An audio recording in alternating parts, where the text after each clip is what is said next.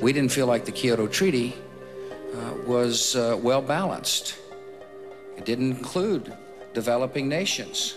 Developing nations like China and India aren't mandated to reduce their emissions under Kyoto.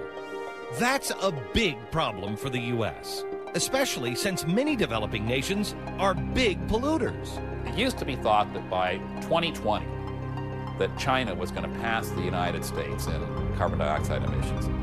New data says it's going to happen in 2009. Even our vice president thought it was ridiculous. It is a ridiculous notion. No. I don't mean that vice president.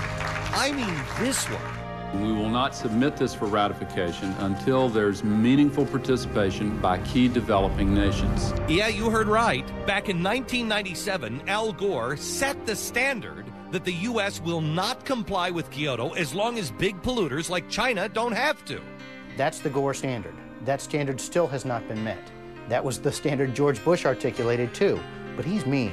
Today I reaffirm my personal and announce our nation's commitment to reducing our emissions of greenhouse gases. Clinton signed the Kyoto Protocol, announced his commitment to it, but never sent it to Congress to be ratified. Just like George Bush has never undertaken the purely protocol step of asking the Senate to vote on Kyoto, neither did Bill Clinton for 801 days of his presidency.